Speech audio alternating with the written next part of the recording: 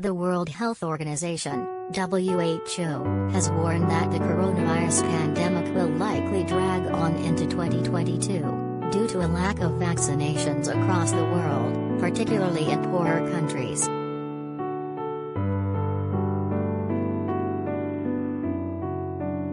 Dr. Bruce Aylward, senior leader at the WHO, said, "I can tell you we're not on track. We really need to speed it up, or you know what? This pandemic is going to go on for a year longer than it needs to."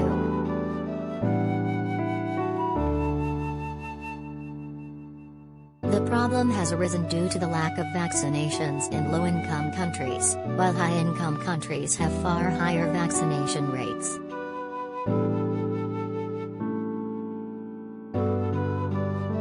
High-income countries like the UK are supposed to be donating to poorer states and have pledged a total of 100 million, but has so far only delivered 10 million.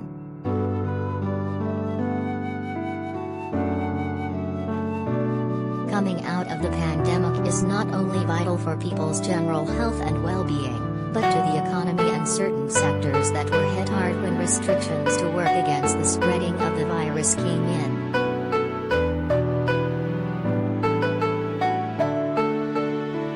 Why might the pandemic continue?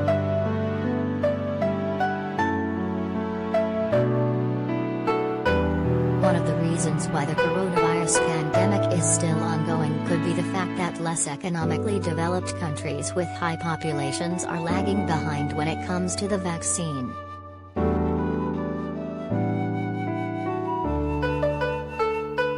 Some experts argue that without mass vaccinations across the world, the virus will be able to mutate to the point where the original vaccinations become obsolete, though this is typically difficult to predict.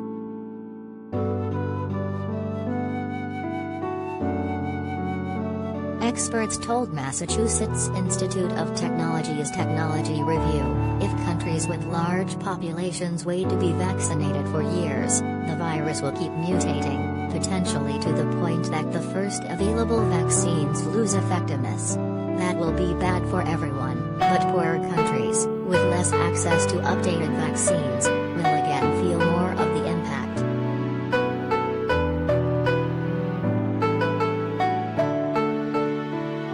United States President Joe Biden said, "To beat the pandemic here, we need to beat it everywhere."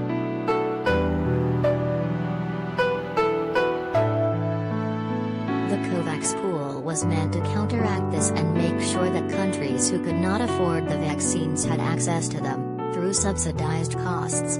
But some countries, like the UK and Canada, have used the pool to get their own vaccines despite having their own contracts with major pharmaceuticals.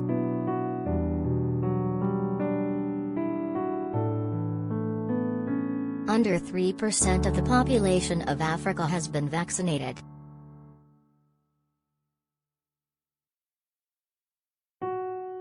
In the UK,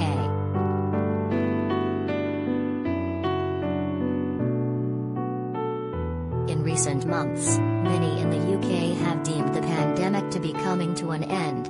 Bars and restaurants have reopened, and with vaccinations now widespread, nights out and indulgences in recreational activities have felt like pre-pandemic days.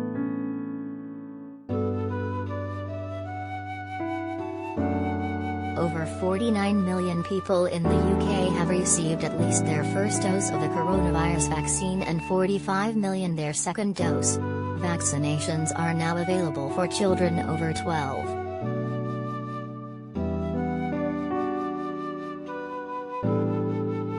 But with cases on the rise in the UK, there are currently over 40,000 daily cases. The problem at home has risen to the point where health experts are advising the government reimpose some lockdown restrictions, known as Plan B.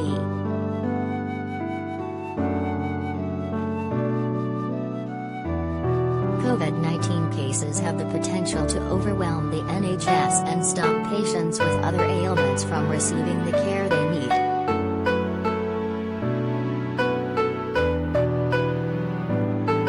NHS Confederation boss Matthew Taylor, which represents the healthcare systems in England, Wales, and Northern Ireland, said, "We are right on the edge, and it is the middle of October. It would require an incredible amount of luck for us not to find ourselves in the midst of a profound crisis over the next 3 months."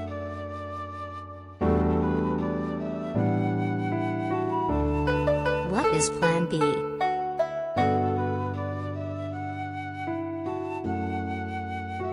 Plan B is the government's contingency plan for winter that would reintroduce some social distancing measures by asking people to work from home, reintroducing masks and working from home, as well as some events requiring vaccine passports.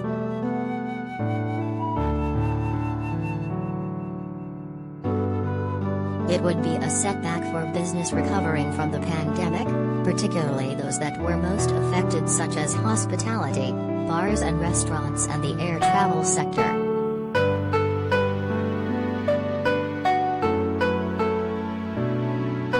The government has so far remained resolute in rejecting calls for the measure, and Business Secretary Kwasi Kwarteng said, "This time last year we didn't have the vaccine. We don't want to go back into lockdown and further restrictions."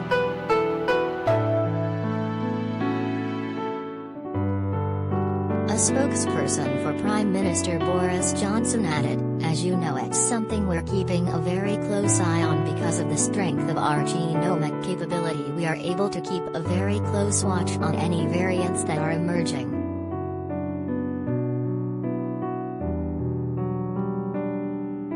However, during the height of the pandemic, the government became known for U-turns on such policies.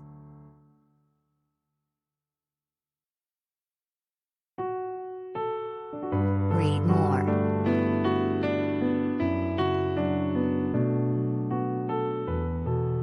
Read more.